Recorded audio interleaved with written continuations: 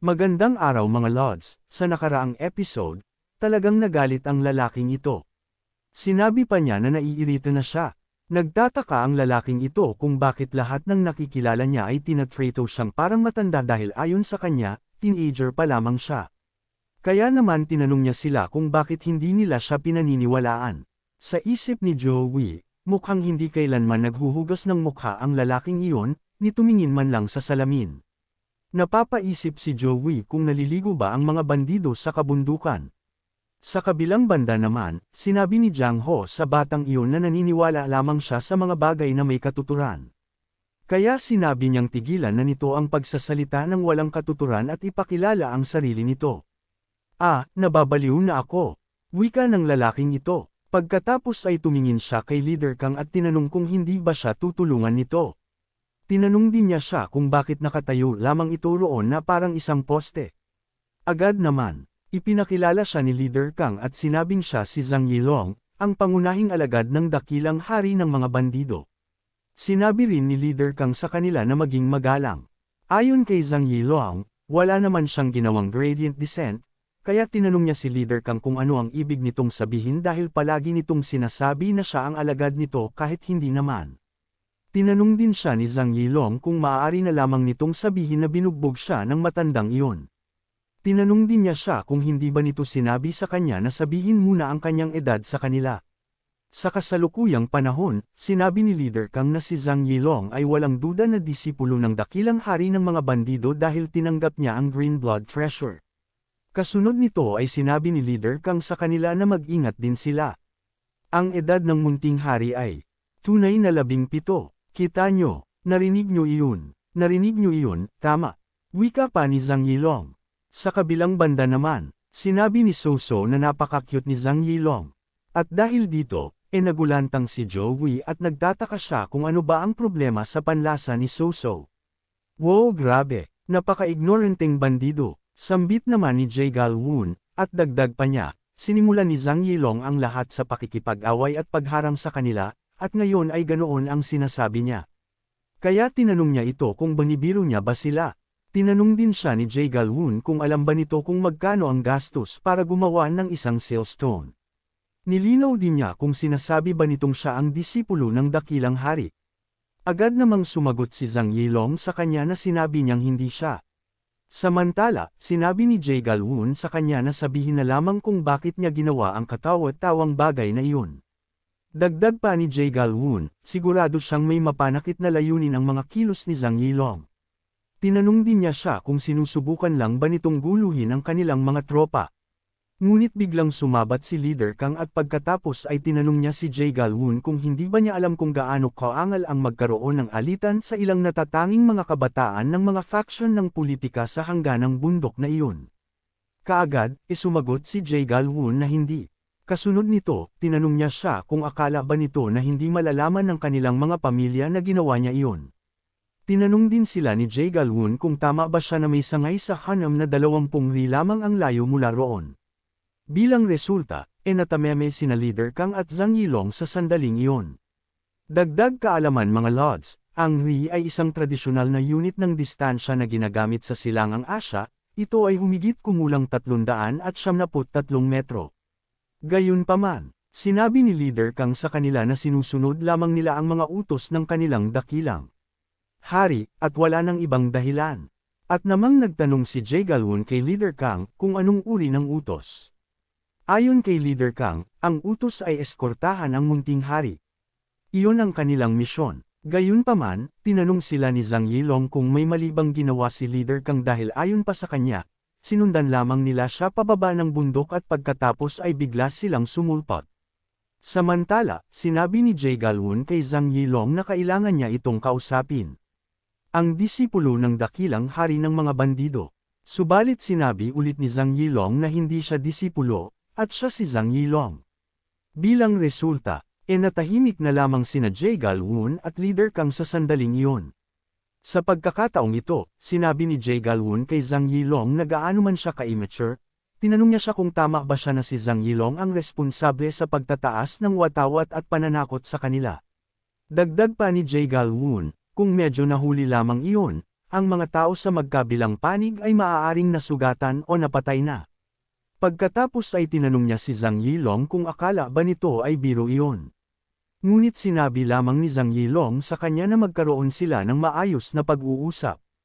Pagkatapos nun, tinanong niya siya kung iniisip ba talaga nito na maaari na lamang nilang palampasin iyon dahil isa siyang ipinagmamalaki at prestihiyosong estudyante. Tinanong din niya siya kung hindi ba't isang ginhawa na hindi nila agad itinulus ang kanilang mga espada. Aba, hindi ba't sila naman ang nagwawala sa tuwing nakakakita lamang ng tanda ng Green Forest? At ang panghaharas sa mga bandido sa bundok at mga kababaihan ba ay paraan ng paksayo ng politika para itaas ang kanilang reputasyon? Wika pa ni Zhang Yilong. Gayunpaman, sinabi ni Jiang Ho sa kanya na ang katotohanan isa siyang martial artist. Hindi alintana kung siya man ay mamamayan o babae, isa lamang siyang taong nabubuhay sa pangungulekta ng toll at pamumuhay gamit lamang ang kanyang bibig. Kaya naman siya ang itim na prinsipal. Dagdag pa ni Jiang Ho, walang pagpipilian ng mga taong iyon kundi maging target ng pagsupil. Bigla na lamang, itinaas ni Jiang Ho ang kanyang espada at ginamit ang Emperor of Broken Heaven technique at pagkatapos ay sinabing lumaban sila. Dagdag pa ni Jiang Ho, ipapakita niya sa grupo ng mga itim na prinsipal na iyon ang impyerno sa araw na iyon. Sa kabilang banda, sa isip ni Zhou Wei, hindi niya ito mapipigilan. Ngunit tinanong pa rin niya si Jiang Ho kung hindi ba't ang layunin ng pag-uusap na iyon ay pakinggan ang isa't isa. Subalit sinabi lamang ni Jiang Ho na wala siyang dapat pakinggan. Hindi ba't kaya nakakatakot ang mga stereotype? Hoy, mga maharlika ng Namgang! Alam ba ninyo kung ano ang pinakamahalagang tuntunin ng mga bandido? Wika ni Zhang Yilong. Dagdag pa niya, sila, ang mga bandido, ay hindi kailanman magtuturo ng kanilang mga espada maliban sa mga kriminal at sa Defense Corps. Sinabi rin ni Zhang Yilong na 200 taon na mula nang manirahan ang espiritu ng Jade Emperor sa Green Forest. Alinsunod kay Leader Kang, tinanong niya si Jiang Ho kung iniisip ba nito na interesado ang faction ng politika sa batas ng mga bandido. Ayon pa kay Leader Kang, hindi man lamang nila itinuro ang katotohanan iyon sa kanilang mga nakababatang miyembro. Madali lamang para sa kanila ang Green Forest. Perpekto para sa mga kabataang iyon na isipin silang mga kaaway. Magandang bagay iyon na gawin. Bilang karagdagan, tinanong din sila ni Leader Kang kung maaari ba nilang direktang turuan ang kanilang mga anak na harapin agad ang mga demonyo ng Heavenly Demon Fortress. Gayunpaman, sinabi lamang ni Jiang Ho sa kanila na tigilan ang kalokohang iyon. Pagkatapos ay tinanong niya sila kung hindi ba sila mga mangangalakal. Dagdag pa ni Jiang Ho, ang kanilang likas na kasamaan ay hindi kailanman nagbago. Dagdag kaalaman mga lords, dahil ang mga bandido ay karaniwang nangongolekta ng toll mula sa mga mangangalakal. Wow! Tingnan ninyo ang walang alam na maharlikang ito. Sambit ni Zhang Yilong. Pagkatapos nun, sinabi niya kay Jiang Ho na sabihin sa kanya kung may isa man sa mga nangunguna sa gitnang kapatagan na direkta o hindi direktang konektado sa grupo ng mga kriminal o sa departamento ng pamahalaan. Kung gayon ay aaminin ni Zhang Yilong na ang Green Forest ay pugad ng demonyo. Ngunit sinabi ni Jiang Ho sa kanya na ang pananakot at pagnanakaw, maging ang kanilang mga gawa, ay sapat ng magsabi ng lahat. Dagdag pa ni Jiang Ho, ang ugat ng kasamaan ay hindi kailanman magbabago. Gayunpaman, ngumiti lamang si Zhang Yilong at sinabing, "Wow, ang galing niyan." Pagkatapos ay tinanong niya si Jiang Ho kung maaari ba nitong isumpa na kaya nilang bunutin ang kanilang mga espada laban sa lahat at itaas ang kanilang watawat upang sakupin ang lahat ng magagandang lugar. Tinanong din niya ito kung sa tingin ba nito ay may lugar pa ang Namgang para makapagsuksok ng karayom sa Hefei. Samantala, sinabi naman ni Jie Galun kay Zhang Yilong na ang panalo gamit ang lehitimong kapangyarihan at ang pagiging bandido nito ay magkaibang bagay sa simula pa lamang.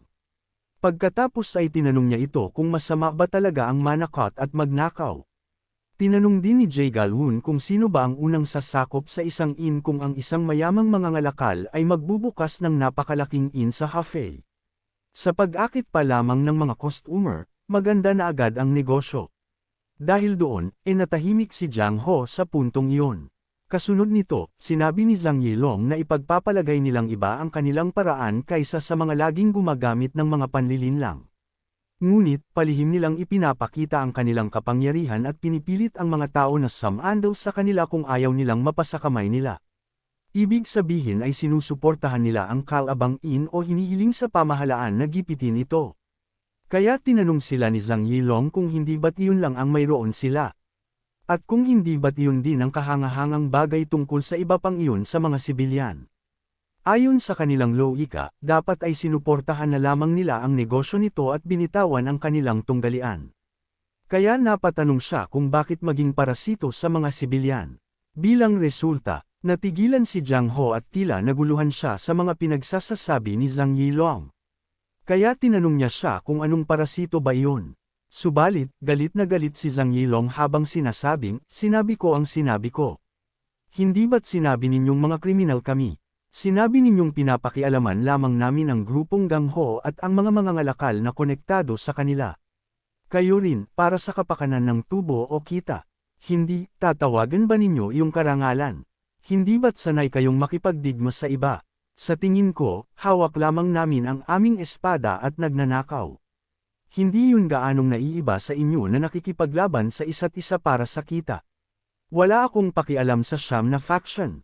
Ngunit ayokong marinig ang ganitong bagay mula sa inyong lahat, ang 5 henerasyon.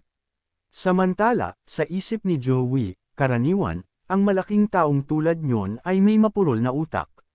Sa kabilang panig naman, ayon sa espiritu ng matandang ito, ang loika ng munting batang iyon ay kahawig ng kalikasan ng tao ni Yoktong. Bigla na lamang, nagsalita si Joey at sinabi kay Zhang Yilong na may malaking kahinaan sa kanyang mga salita. Sa isang iglap, tinanong ni Zhang Yilong si Joey kung ano ang ibig niyang sabihin. Agad namang ipinaliwanag ni Joey sa kanya na una sa lahat, ang tinatawag na mga batas niya ay hindi perpekto. Dahil dito, natigilan si Zhang Yilong sa sandaling iyon. Dagdag pa ni Joey, nagsalita si Zhang Yilong tungkol sa mga batas na umiiral na sa loob ng 200 taon, ngunit 7 taon pa lamang ang nakalipas, noong panahon ng mahinang ani. Ninakaw ng mga bandido sa bundok ang lahat ng relief grains na ibinigay ng pamahalaan sa mga karaniwang tao. Ang pangkat ng mga bandido sa bundok ng Gawong sa Fengtai County, Anhui Province. Tinatawag nila itong Gawong Stronghold.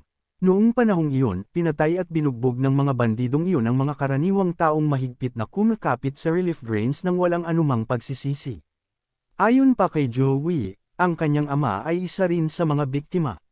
Batay sa investigasyon ni Joey, noong panahong iyon, ang pinuno ng Gawong Stronghold na si Yang Qianho ay tiyak na kabilang sa 72 Green Forest Stronghold.